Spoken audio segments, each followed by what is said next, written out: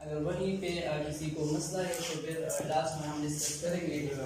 आज हमारे पास जो हमारा थर्ड यूनिट है वो है सेल स्ट्रक्चर, ठीक है।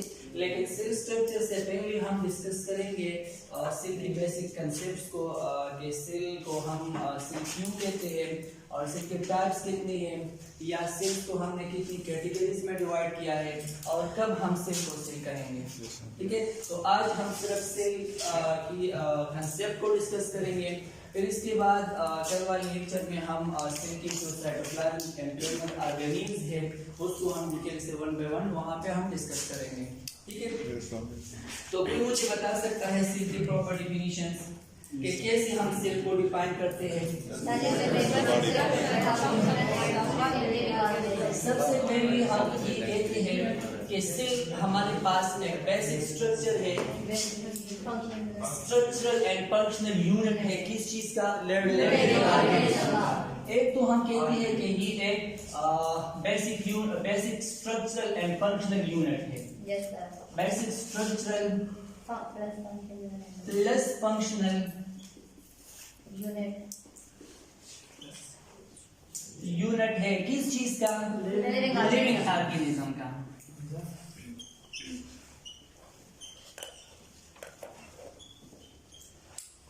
किस चीज का? लिविंग ऑर्गेनिज्म का। ये डिफिनीशन मेरे ख्याल में सबको आता है कि सेल का जो है उसको हम सेल इसलिए कहते हैं क्योंकि ये हमारी बॉडी को एक प्रॉपर स्ट्रक्चर और एक प्रॉपर फंक्शन प्रोवाइड करती है। वो होता है लिविंग ऑर्गेनिज्म में, तो इस वजह से हमने यहाँ पे लिविंग ऑर्गेनिज्म का नाम डाला है, ठीक है। तो जितनी भी इसको यहाँ पे हम छोड़ देते हैं बेसिक स्ट्रक्चर और फंक्शनल यूनिट को, वो हम बाद में डिस्कस करेंगे कि सेल कैसा एक बेसिक स्ट्रक्चर है और बेसिक फंक्शनल यूनिट है, ठीक है। तो सबसे पहले हम कंसेप्ट डिस्कस करते हैं सेल के बारे में कि सेल को हम सेल क्यों कहते हैं और कब हम सेल का लेवल लगाएंगे, तो उसकी तरफ आते हैं, ठीक है। एक सेल में हमारे साथ होता है लिविंग ऑर्गेनिज्म। तो जितनी भी लिविंग ऑर्गेनिज्म है सब के सब किस चीज से बने हैं? सेल से बने हैं। All living organism are made from cell, ठीक है। लिविंग ऑर्गेनिज्म को हम किस चीज को कहते हैं? मोस्टली ये सेल से बना है। सेल इकट्ठी होकर फिर टिश्यू बनाता है, टिश्यू फिर इकट्ठा होकर हमारे साथ बनाता है ऑर्गन सिस्टम, फिर ऑर्गेनिज्म लास्ट में बनाता है, ठीक है। लिविंग ऑर्गेनिज्म फिर दो तरह के होते हैं हमारी बॉडी में। एक को हम कहते हैं जो कि एक सेल से बने होते हैं, एक को हम कहते हैं यूनिसेलुलर ऑर्गेनिज्म। क्या कहते हैं? एक को हम कहते हैं यूनिसेलुलर ऑर्गेनिज्म, यूनिसेलुलर ऑर्गेनिज्म, और दूसरी को हम कहते हैं multi cellular organism. Unicellular organism को यूनिसेलुलर ऑर्गेनिज्म क्यों कहते हैं? मल्टीसेलुलर को मल्टीसेलुलर ऑर्गेनिज्म क्यों कहते हैं? यूनिसेलुलर ऑर्गेनिज्म को इसलिए यूनिसेलुलर ऑर्गेनिज्म कहते हैं क्योंकि यहाँ पे हमारे जो होते हैं सिर्फ और सिर्फ एक सेल से बने होते हैं। फिर इसके अलग टाइप्स आते हैं, prokaryotic unicellular organism, eukaryotic unicellular organism, ये आगे हम डिस्कस करने वाले हैं, ठीक है। तो ये होगा, ये सिर्फ और सिर्फ एक सेल से बना होगा। Unicellular organism made from only one cell. ऐसे ऑर्गेनिज्म जो एक सेल से बने इसको हम कहते हैं यूनिसेलुलर ऑर्गेनिज्म, और वो ऑर्गेनिज्म जो मैनी सेल से बने होते हैं उसको हम कहते हैं multicellular organism made from many cells, ठीक है। यहां तक तो बात क्लियर हो गई लिविंग ऑर्गेनिज्म की। अब हम आते हैं सेल की तरफ के सेल को हम सेल कब कहेंगे, कब हम सेल को कहेंगे कि ये हमारी बॉडी का सेल है, ठीक है।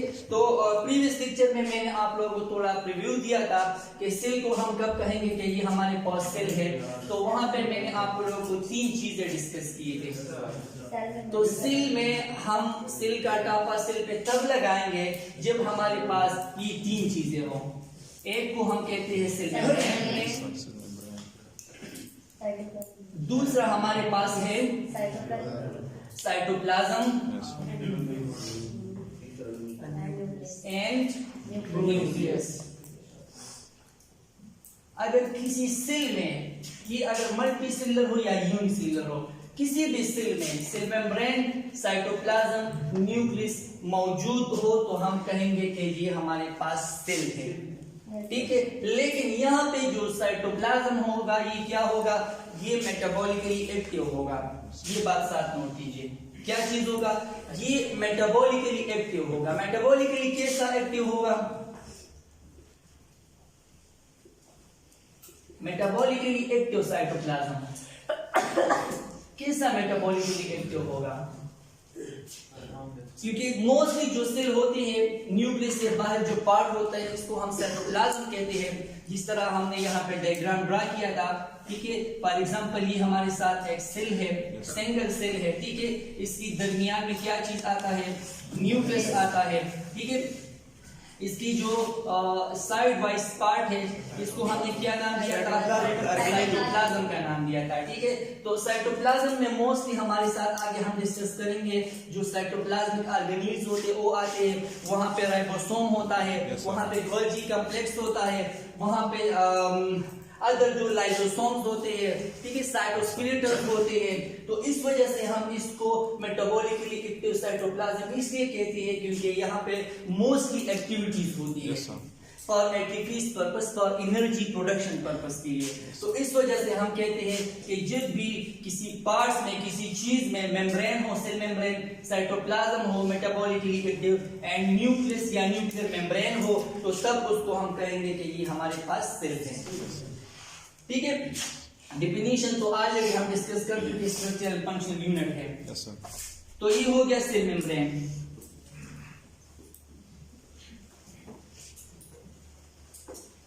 ये है मेटाबॉलिकली एक्टिव साइटोप्लाज्म।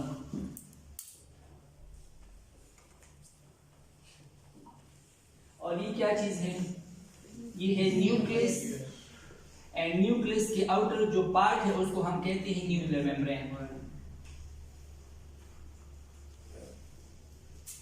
और न्यूक्लियस के इनसाइड पे आते हैं क्रोमोसोम, जो जेनेटिक मटेरियल्स होते हैं, डीएनए आरएनए होते हैं, ठीक है। और इसके साथ साथ क्रोमैटिन नेटवर्क होते हैं, लेकिन इसकी डिटेल पे हम नहीं जाते, ये आगे हम डिस्कस करेंगे कि क्रोमोसोम को हम क्रोमोसोम क्यों कहते हैं, किस चीज से बना है। क्रोमोसोम का हम क्रोमैटिन नेटवर्क किस टाइम पे कहेंगे, वो आगे हम माइटोसिस मियासिस में डिस्कस करेंगे डिटेल से, ठीक है। तो ये हो गया हमारे पास क्या चीज, ये हो गया सेल। एक हमारे साथ ये कंडीशन आता है, दूसरा कंडीशन ये आता है, फॉर एग्जांपल ये एक सेल है,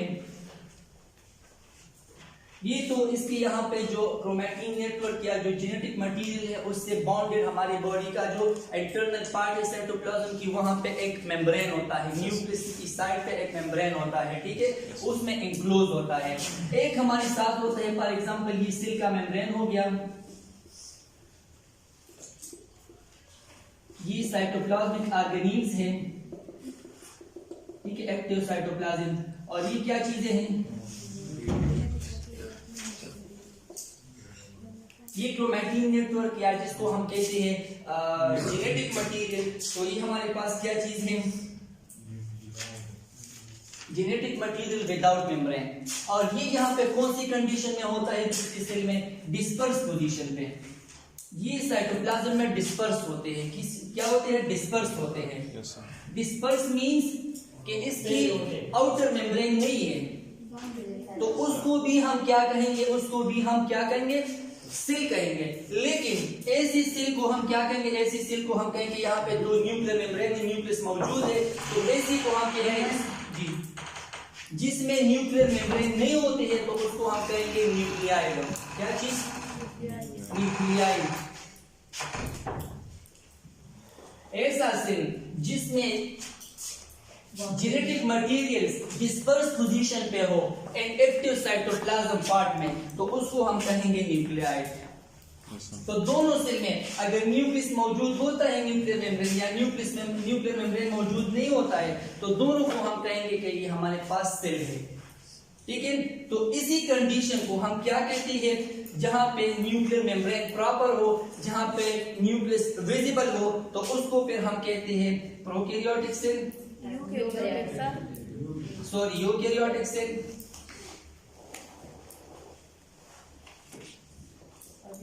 एंड जहां पे ट्रू न्यूक्लियस मेम्ब्रेन नहीं होता है उसी सेल को फिर हम क्या कहेंगे, उसको हम कहेंगे प्रोकैरियोटिक सेल।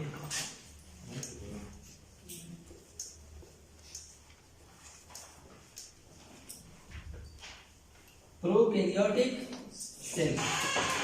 तो जो किस चीज के लिए मोस्टली हम यूज करते हैं, अगर इसकी हम माइक्रोस्कोपिकली एग्जामिनेशन करें सेल की तो विजिबली हम नेकेड आई पे देख सकते हैं कि यहाँ पे क्रोमैटिन जो मटेरियल है वो एक न्यूक्लियर मेम्ब्रेन की इनसाइड एनक्लोज होते हैं। अगर यहाँ पे हम देखें तो यहाँ पे जितनी भी जेनेटिक मटेरियल्स है ये डिस्पर्स पोजीशन पे है एक्टिव साइटोप्लाज्मिक पार्ट में, तो उसको हम कहते हैं प्रोकैरियोटिक न्यूक्लियस। तो यहाँ पे हमें ट्रू न्यूक्लियस नहीं आता है तो प्रो हम मोस्टली यूज करते हैं बिफोर के लिए। तो इस वजह से हम कहते हैं कि ये क्या चीज है, ये हमारे साथ एक न्यूक्लियाइड है और न्यूक्लियाइड को हम मोस्टली प्रोकैरियोटिक सेल में डालते हैं एंड यहाँ पे जो होता है ये है यूकैरियोटिक सेल। यहाँ तक कंसेप्ट क्लियर हो गई? yes. तो एक हमारे साथ ये लिविंग ऑर्गेनिज्म की पार्ट्स और दूसरा सेल की टाइप्स हैं। तो दोनों को जो सेल्स ये 3 कंडीशन सूट करता है तब हम कहेंगे कि ये सेल है। यहाँ तक क्लियर हो गई? तब हम कहेंगे कि ये क्या चीज है, ये सेल है। यहाँ पे मैं एक और स्ट्रक्चर ड्रा करूं,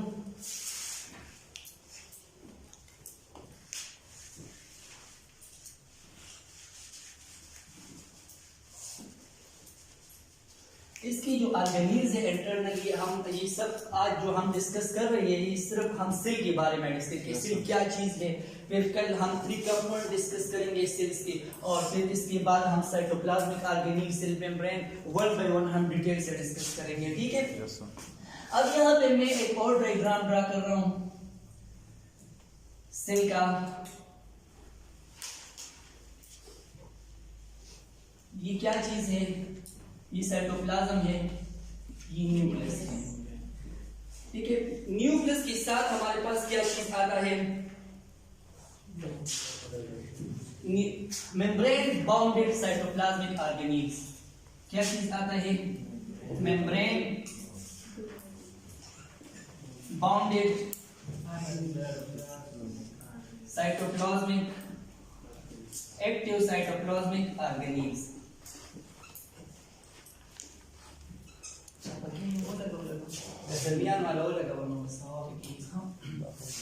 ठीक है, मेम्ब्रेन बाउंडेड साइटोप्लाज्मिक ऑर्गेनीज होते हैं। यहाँ पे सेल में अगर आप लोगों ने माइक्रोस्कोप पे स्टडी किया है तो सेल में एक ऐसा स्ट्रक्चर होता है जो कि सेल मेम्ब्रेन के साथ और न्यूक्लियस के साथ अटैच होता है।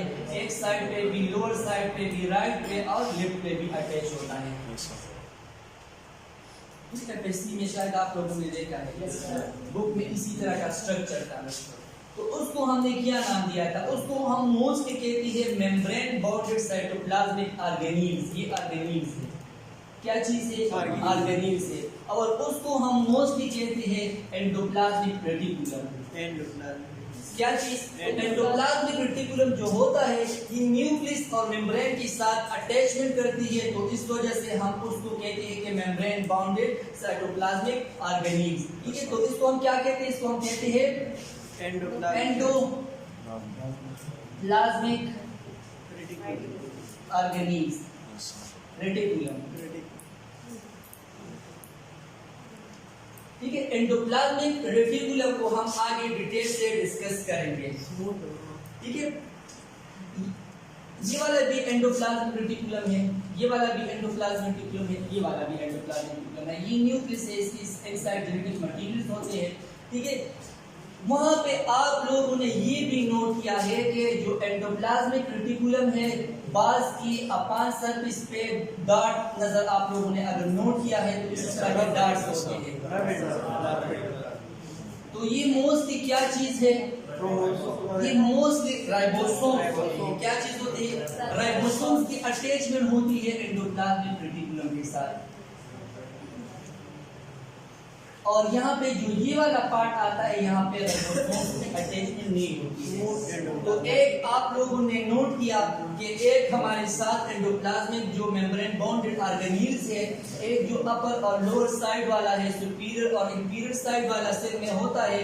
एक में हमारे साथ जो डार्ट नजर आते हैं, ये कौन सा पार्ट होता है? ये राइबोसोम पार्ट होता है। और ये राइबोसोम की अटैचमेंट है किस चीज के साथ? एंडोप्लाज्मिक रेटिकुलम के साथ। तो ऐसा एंडोप्लाज्मिक रेटिकुलम जिसकी अपान सरफेस पे हमारी सेल्स में राइबोसोम अटैच होते हैं, तो उसको हम क्या करेंगे? Rough endoplasmic reticulum.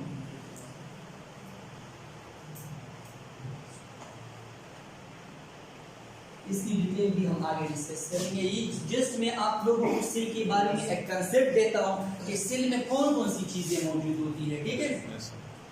और ऐसा पार्ट ये भी हमारे साथ क्या चीज हो गया? Rough endoplasmic reticulum. ये क्या, यहाँ पे डार्ट्स नहीं होते हैं, ये स्मूथ होते हैं, ठीक है। राइबोसोम्स की अटैचमेंट यहाँ पे नहीं होते हैं, तो उसको हम क्या कहते हैं? Smooth endoplasmic reticulum. इसको हम कहते हैं क्या चीज? Smooth endoplasmic reticulum. Mostly smooth endoplasmic reticulum and rough endoplasmic reticulum दोनों का फंक्शन सेम है, ट्रांसपोर्ट ऑफ मटेरियल्स करते हैं, दोनों ट्रांसपोर्ट ऑफ मटेरियल्स में हेल्प करती है। लेकिन हमारे बॉडी में जो रफ एंडोप्लाज्मिक रेटिकुलम है, ये ट्रांसपोर्ट ऑफ मटेरियल के साथ साथ एक और फंक्शन भी परफॉर्म करती है, जिसको हम कहते हैं सिंथेसिस ऑफ प्रोटीन, या जिसको हम प्रोटीन सिंथेसिस भी कहते हैं। क्या चीज? प्रोटीन सिंथेसिस भी हम इसको कहते हैं, ठीक है। तो यहाँ पे एक तो रफ एंडोप्लाज्मिक रेटिकुलम का फंक्शन ये है कि ये क्या करता है? मटेरियल्स की ट्रांसपोर्टेशन करता है। ट्रांसपोर्ट इसकी डिटेल हम डिस्कस करेंगे, ठीक है। ये थोड़ा ओवरव्यू से के बारे में मैं आप लोगों को देता हूँ कि कल जब हम डिस्कस करेंगे सब की जो डिटेल्स है, ये फिर आप लोगों को प्रॉपर समझ आएगी। तो ये है transportation of material and additional जो rough endoplasmic reticulum functions perform करता है सेल में, तो क्या करता है? प्रोटीन सिंथेसिस करता है। क्या करता है? प्रोटीन सिंथेसिस करता है। और स्मूथ एंडोप्लाज्मिक रेटिकुलम की अगर हम देखें तो एक तो ये भी हमारे बॉडी में ट्रांसपोर्टेशन की एक्टिविटीज परफॉर्म करती है। दूसरा क्या करता है? ये लिपिड सिंथेसिस। क्या करता है? लिपिड सिंथेसिस में ये हेल्प करती है। क्या चीज? एक तो ये भी ट्रांसपोर्टेशन में हेल्प करता है, और दूसरा क्या चीज है? लिपिड सिंथेसिस में। तो ये एमसीक्यूज के लिए बहुत इंपॉर्टेंट होती है। मोस्टली सेल से ये एमसीक्यूज आता है कि प्रोटीन सिंथेसिस सेल में कौन पार्ट करता है और लिपिड सिंथेसिस सेल में कौन पार्ट करता है। अगर ये रफ एंडोप्लाज्मिक रेटिकुलम अगर लीवर में मौजूद होते हैं, तो लीवर में ये कौन सा फंक्शन परफॉर्म करता है? लीवर में ये डिटॉक्सिफिकेशन करता है। क्या करता है? अगर ये हम लीवर पे ले लें, फॉर एग्जांपल ये वाला जो सेल है, फॉर एग्जांपल ये अगर लीवर में होता है, तो वहां पे ये क्या करता है? वहां पे ये डिटॉक्सिफिकेशन करता है। सर जी, प्रोटीन सिंथेसिस कौन सा करता है? प्रोटीन सिंथेसिस करता है रफ एंडोप्लाज्मिक रेटिकुलम, जहां पे राइबोसोम्स की अटैचमेंट होती है, ठीक है। तो अगर स्मूथ एंडोप्लाज्मिक रेटिकुलम हम लीवर पे ले ले, अगर ये वाले सेल लीवर में होते हैं, तो लीवर में ये वहां पे क्या करता है? इसी तरह फॉर एग्जांपल अगर हम टेस्टिस में ले लें, जो मेन रिप्रोडक्टिव पार्ट है टेस्टिस में, तो टेस्टिस में रफ एंडोप्लाज्मिक रेटिकुलम क्या करता है? स्टेरॉइड फॉर्मेशंस करता है। क्या करता है? Steroid formations. Smooth steroid formation करता है। इसी तरह बॉडी की मुख्तलिफ पार्ट्स आगे हम डिस्कस करेंगे डिटेल से कि बॉडी की मुख्तलिफ पार्ट्स में अगर हम स्मूथ एंडोप्लाज्मिक रेटिकुलम में जिस तरह पेंक्रियाज में अगर हम ले लें वहाँ पे इसका अलग फंक्शन होता है, या अगर हम स्टमक में ले लें वहाँ पे इसका अपना फंक्शन होता है। तो सबको हम डिटेल से आगे डिस्कस करेंगे कि जिसमें आप लोगों को एक ओवरव्यू देता हूँ और शॉर्टली डिफिनीशन बता रहा हूँ जितनी ऑर्गेनील्स है और जो यूकैरियोटिक और प्रोकैरियोटिक सेल्स है, और फिर इसमें लास्ट जो हमारा ऑर्गेनिज्म बनता है वो किस तरह बनता है ये आज हम डिस्कस करेंगे। तो ऑर्गेनील्स पे हम लास्ट में जाएंगे, ठीक है। तो ये यहाँ तक क्लियर हो गया। ये एंडोप्लाज्मिक रेटिकुलम, और इसके साथ साथ यहाँ पे हमारे साथ और क्या चीजें मौजूद होती है, गोल्गी कॉम्प्लेक्स भी होता है। तो गोल्गी कॉम्प्लेक्स के साथ हमारे बॉडी माइटोकॉन्ड्रिया भी होता है, गोल्गी कॉम्प्लेक्स भी होता है। क्या चीज? गोल्गी कॉम्प्लेक्स भी होता है। इसके साथ माइटोकॉन्ड्रिया भी होता है। इसके साथ लाइसोसोम भी होते हैं, ठीक है। साइटोस्केलेटन का भी पार्ट आता है। क्या चीज? साइटोस्केलेटन। तो ये जितनी भी पार्ट्स आती है सबको हम कहते हैं क्या चीज?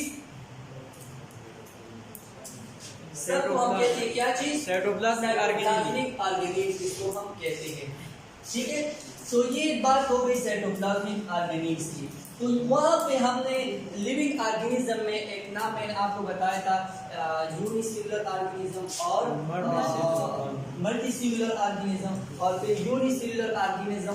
इसके बाद हमने डिस्कस किया प्रोकैरियोटिक सेल्स और यूकैरियोटिक सेल्स, और प्रो में हमने ये कह दिया कि यहाँ पे ट्रू न्यूक्लियस होता है और यहाँ पे ट्रू न्यूक्लियस नहीं होता है, ठीक है। तो अब हम देखते हैं कि prokaryotic unicellular prokaryotic unicellular organism कौन से होते हैं, यूकैरियोटिक यूनिसेलुलर ऑर्गेनिज्म कौन से होते हैं, और प्रोकैरियोटिक मल्टीसेलुलर ऑर्गेनिज्म कौन से होते हैं, और प्रोकैरियोटिक यूनिसेलुलर ऑर्गेनिज्म कौन से होते हैं, ठीक है। तो वो थोड़ा वहां पे हम उसको ओवरव्यू देते हैं। यहाँ तक क्लियर हो गई? सेल का कांसेप्ट यहाँ तक क्लियर हो गई जी। लीवर में मोस्ट ये डिटॉक्सिफिकेशन परफॉर्म करता है।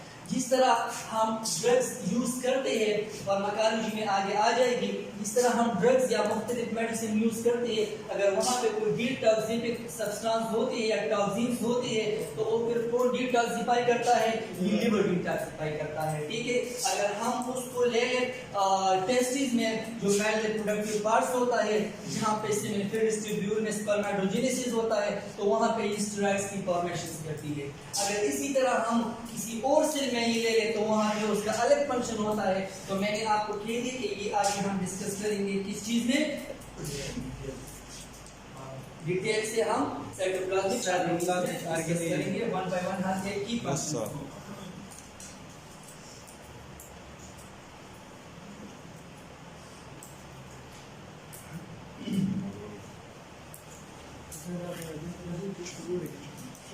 जी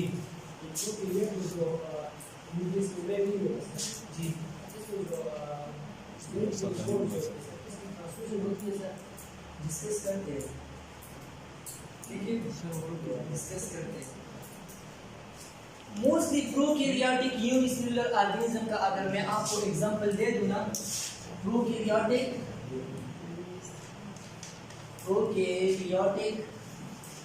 यूनिसेलुलर ऑर्गेनिज्म। तो प्रोकैरियोटिक यूनिसेलुलर ऑर्गेनिज्म में हमारे साथ कौन सा चीज आता है? मोस्टली बैक्टीरिया आता है। बैक्टीरिया में न्यूक्लियस होता है कि नहीं? नहीं होता है। हाँ, इसका दूसरा एग्जांपल है आरबीसी। अगर बॉडी में हम देखें प्रोकैरियोटिक यूनिसेलुलर ऑर्गेनिज्म में, तो वहां पे अगर हम आरबीसी को देखें रेड ब्लड सेल को, तो वो सिर्फ एक्सेल होता है। तो फर्स्ट में न्यूक्लियस होता है, लेकिन स्टेज 2 या स्टेज 3 में जब उसकी मैच्योरेशन होती है तो फिर न्यूक्लियस की डिसअपेयर स्टार्ट हो जाती है, तो उसको भी हम कह सकते हैं कि ये भी हमारे साथ प्रोकैरियोटिक यूनिसेल्युलर सेल है या ऑर्गेनिज्म है। और उसको अगर मैं डिटेल से चला जाऊं कि किस तरह हमारी बॉडी, अगर आप लोगों से कोई पूछे कि आपकी लाइफ में एक ऐसा स्टेज भी आप लोगों पे आया था जहां पे आप एक यूनिसेल्युलर ऑर्गेनिज्म थे, वैसे तो हम मल्टीसेल्युलर है, लेकिन आप लोगों की लाइफ में एक ऐसा स्टेज भी आप लोगों पे गुजर चुका है जहां पे आप लोग यूनिसेल्युलर ऑर्गेनिज्म थे, यूकैरियोटिक थे, लेकिन यूनिसेल्युलर ऑर्गेनिज्म आप लोग थे। ये तो हमने प्रोकैरियोटिक का वो कह दिया कि जहां पे न्यूक्लियस, ट्रू न्यूक्लियस नहीं होता है। ये तो एग्जांपल मैंने आप लोगों को बैक्टीरिया वाले दे दिया, ठीक है। तो मोस्टली हमारी बॉडी में भी हम उसको अप्लाई कर सकते हैं। ये मैं बताता हूँ कि किस तरह या कौन सा कंडीशन होता है। अगर दूसरा एग्जांपल मैं यूकैरियोटिक यूनिसेल्युलर ऑर्गेनिज्म की दे दूं, तो मोस्टली हमारे साथ यूग्लिनिया का जो नाम आप लोगों ने अगर सुना है, या अमीबा का अगर आप लोगों ने नाम सुना है, तो वहाँ पे न्यूक्लियस होता है सेंटर में, लेकिन फ्लैजिला भी होता है, सब कुछ चीजें होती है, लेकिन वहाँ पे वो सिर्फ एक सेल से बना होता है। तो उसको हम कहते हैं कि ये हमारे एनवायरनमेंट का क्या चीज है, यूकैरियोटिक यूनिसेल्युलर ऑर्गेनिज्म है। तो हमारी बॉडी में कौन सा ऐसा स्टेज हम पे गुजर चुका है जहां पे हम यूकैरियोटिक यूनिसेल्युलर ऑर्गेनिज्म हम थे, ज़ायगोट वाला जो कंडीशंस हम पे आता है, तो उसी कंडीशंस में वहां पे हम सिर्फ जो यहाँ पे अगर मैं आप लोगों को एग्जांपल दे दूं,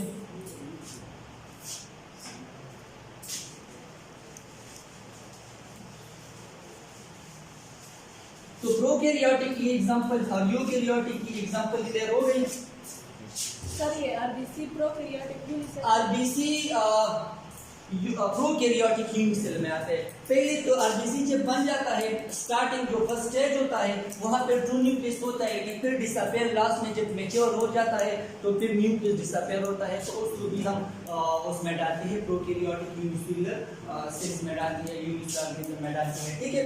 तो यहाँ पे अगर मैं आप लोगों को एग्जांपल दे दूं, जर्म सेल आप लोगों ने अगर नाम सुना है, जिसमें मेल का ओवम मेल का स्पर्म और फीमेल का ओवम आता है, कि किस तरह हमारी बॉडी जो लिविंग मल्टीसेल्युलर ऑर्गेनिज्म बन जाता है, या कौन सा ऐसा स्टेज था जहां पे हम यूनिसेल्युलर ऑर्गेनिज्म थे, प्रोकैरियोटिक, ठीक है। तो ये क्या चीज है, ये स्पर्म है, मेल जर्म सेल है, ठीक है, और जिसको हम पैटर्नल सेल या पैटर्नल जर्म सेल्स भी कह सकते हैं। ये आगे हम माइटोसिस में डिस्कस करेंगे, क्या चीज करेंगे, माइटोसिस में हम डिस्कस करेंगे, ठीक है। इसके साथ जो मैटरनल होता है, जो मदर से जर्म सेल आते हैं, उसको हम ओवम कहते हैं, ठीक है। तो दोनों में अगर यहाँ पे हम देखें तो क्रोमोसोम की तादाद कितनी है, 23 यहाँ पे भी होता है, 23 यहाँ पे भी होता है, ठीक है। दोनों में, स्पर्म में भी 23 नंबर ऑफ क्रोमोसोम होते हैं, जिसको हम पैटर्नल क्रोमोसोम कहते हैं, और जो मदर का होता है, जो मदर से जर्म सेल आया है, वहां पे भी हमारे साथ क्या चीज होता है, 23 होता है, ठीक है। तो ये वाला जो पार्ट है, अगर ये कंबाइन हो जाए, जिसको हम फर्टिलाइजेशन कहते हैं, ठीक है, तो ये क्या चीज बना देता है, ये ज़ायगोट बनाता है। क्या चीज बनाता है, ज़ायगोट बनाता है। तो ज़ायगोट को हम यूनिसेल्युलर एम्ब्रियो भी कहते हैं। क्या चीज बनाता है, ज़ायगोट बनाता है। तो ज़ायगोट को हम यूनिसेल्युलर एम्ब्रियो भी कह सकते हैं। तो यहाँ पे ज़ायगोट हमारी बॉडी का एक ऐसा, या हमारी लाइफ का एक ऐसा स्टेज है जहाँ पे हम यूनिसेल्युलर ऑर्गेनिज्म की। तो ये बात आप लोग नोट कीजिए, आप लोगों से भी पूछ सकता है, ठीक है, कि हमारी बॉडी का या हमारी लाइफ का कौन सा ऐसा स्टेज था जो हम पे गुजर चुका है जहाँ पे हम यूनिसेल्युलर ऑर्गेनिज्म थे, ठीक है। तो इसको हम ज़ायगोट भी कह सकते हैं, और दूसरा नाम इसको हम कह सकते हैं, क्या चीज, unicellular embryo,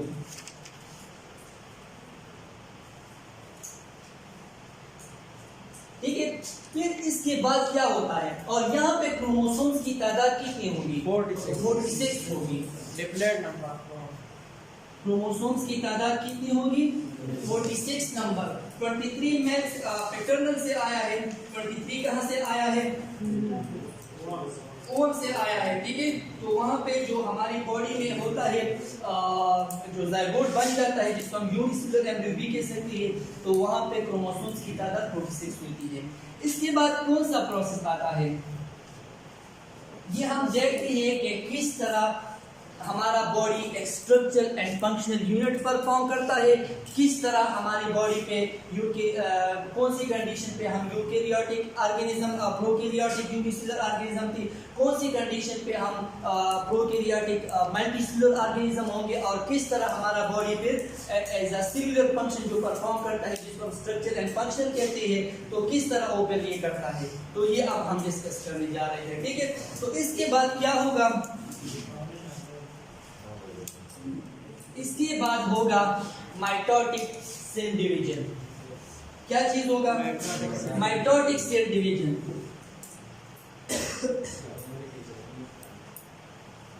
mitotic cell division होगा।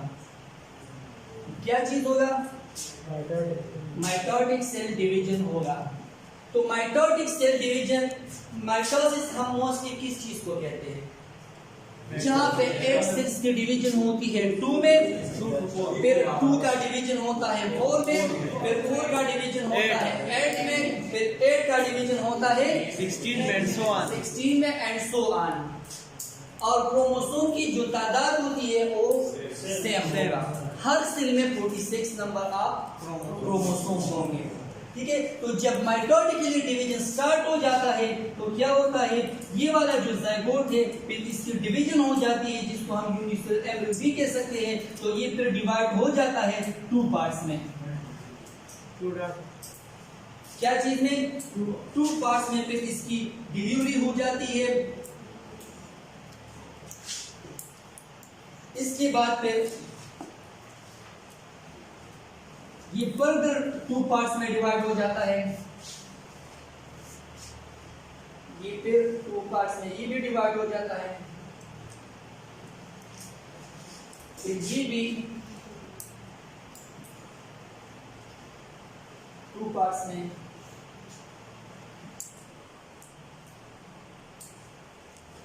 ठीक है। तो इसी तरह लास्ट में जो हमारा बॉडी या जो ऑर्गेनिज्म बन जाता है, तो ये वाला डिवीजन स्टार्ट हो जाता है और ये तब तक कंटिन्यू हो जाता है जब तक हमारा बॉडी नहीं बनता है। तो 100 ट्रिलियन ऑफ सेल्स इकट्ठे होकर हमारी बॉडी फिर बनाता है। कितनी सेल्स? 100 ट्रिलियन ऑफ सेल्स इसमें माइटोटिक डिवीजन हो जाते हैं और इतनी सेल्स बन के फिर क्या बनाता है?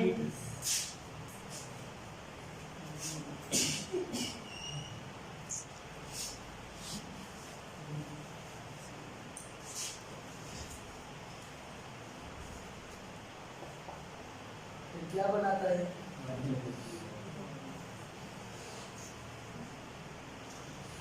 एक बॉडी बनाता है। और इस बॉडी में जब बॉडी बन जाता है, ऑर्गेनिज्म बन जाते हैं, तो वहां पे मुख्तलिफ किस्म के ऑर्गन्स भी बनना स्टार्ट हो जाते हैं।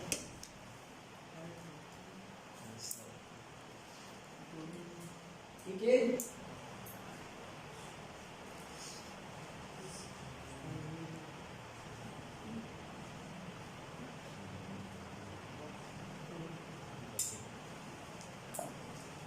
मुख्तलिफ ऑर्गन्स, ब्रेन भी बनना स्टार्ट हो जाता है।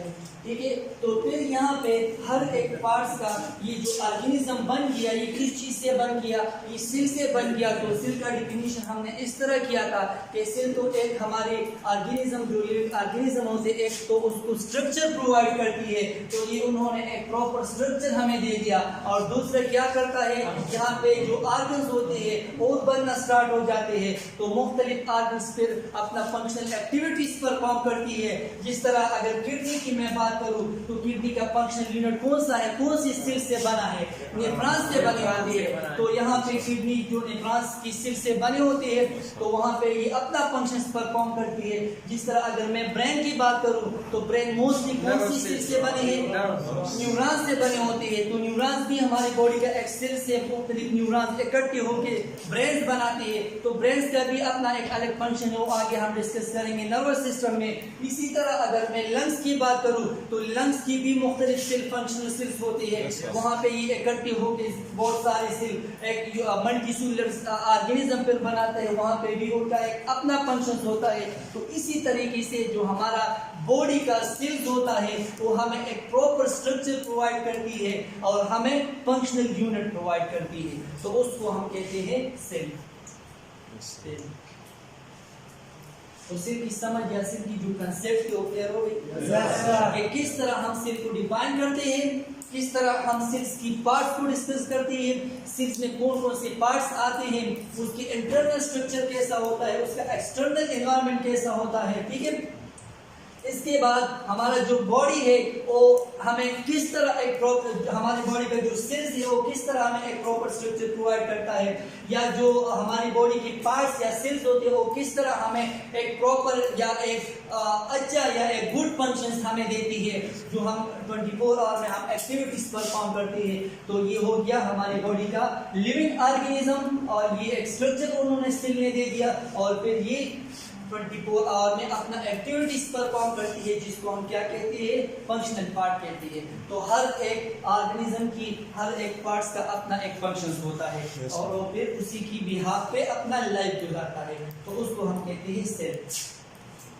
तो सेल की कंसेप्ट क्लियर होगी कि सेल हम किस चीज को कहते हैं, डिफिनीशन हम ब्रॉड भी कैसे डिफाइन करेंगे, और उसके कौन से पार्ट होते हैं, क्या यूकैरियोटिक सेल हम कौन सी सेल्स को कहते हैं, प्रोकैरियोटिक सेल हम कौन सी सेल्स को कहते हैं, इसी तरह यूनिसेल्युलर, मल्टीसेल्युलर, इसी तरह प्रोकैरियोटिक यूनिसेल्युलर, प्रोकैरियोटिक यूनिसेल्युलर, इसी तरह eukaryotic multi and eukaryotic unicellular. तो सबका एग्जांपल वन एग्जांपल मैंने दे दिया, ठीक है। तो इसके बाद इंशाल्लाह हम कल डिस्कस करेंगे क्या चीज, कंपोनेंट्स ऑफ सेल्स, जो 3 कंपोनेंट्स है, all living organism made from one cell, उसको हम डिस्कस करेंगे, या जो every cell is complete existing cells, जो 3 कंपोनेंट्स है उसको हम डिस्कस करेंगे। और इसके बाद हम फिर स्टार्ट कर लेंगे, पहले हम सेल मेम्ब्रेन को डिस्कस करेंगे, सेल मेम्ब्रेन क्या चीज है, फिर हम सेल्स के अंदर चले जाएंगे, वहां पे हम डिस्कस करेंगे साइटोप्लाज्म को, कि साइटोप्लाज्म क्या चीज है, साइटोप्लाज्म में कौन कौन से पार्ट्स आते हैं, फिर वहां पे जो ऑर्गेनील्स मौजूद होते हैं वहां उसको हम कहते हैं साइटोप्लाज्मिक ऑर्गेनील्स। तो साइटोप्लाज्मिक ऑर्गेनील्स को हम डिटेल से डिस्कस करेंगे, जिस तरह राइबोसोम था, जिस तरह एंडोप्लाज्मिक रेटिकुलम था, जिस तरह गोल्गी कॉम्प्लेक्स था, तो सबको वन बाय वन हम डिस्कस करेंगे। इसके बाद फिर और 1 मिनट स्टार्ट करेंगे, ठीक है। आज तो यहाँ तक अगर मैं आप लोगों को एमसीक्यूज बताता चलूं तो ये 2 एमसीक्यूज बहुत इंपॉर्टेंट होते हैं, जिसमें एक है रब एंडोप्लाज्मिक रेटिकुलम का क्या फंक्शन है, प्रोटीन सिंथेसिस परफॉर्म करती है, और दूसरा जो होता है सेल की कंसेप्ट में, दूसरा है लीवर को स्मूथ एंडोप्लाज्मिक रेटिकुलम का मेन फंक्शन क्या है, ये लिपिड सिंथेसिस में हेल्प करती है। जो हम फूड खाते हैं और फिर हम फॉर लॉन्ग टाइम हमें फूड नहीं मिलता है, तो फिर ये जो फैट्स होते हैं, अगर हमारी बॉडी में फैट्स की जरूरत होती है तो कौन बनाता है, फिर फैट्स स्मूथ एंडोप्लाज्मिक रेटिकुलम बनाता है। अगर हमें प्रॉपर फूड्स में प्रोटीन नहीं मिलती है बाहर एनवायरनमेंट से, ठीक है, तो फिर ये वाला प्रोसेस सेल के अंदर होता है, सेल उसको बनाती है, तो ये फिर कौन करता है, एंडोप्लाज्मिक रेटिकुलम करता है। तो इसी तरह हम 1 बाय 1 को डिटेल से डिस्कस करेंगे, इसकी लोकेशंस को हम डिस्कस करेंगे, इसकी फंक्शन को हम डिस्कस करेंगे। थैंक यू सर, ठीक है। तो यहाँ तक सेल की कंसेप्ट क्लियर हो गई? Yes sir. Welcome sir. Sir जी जी आज के लिए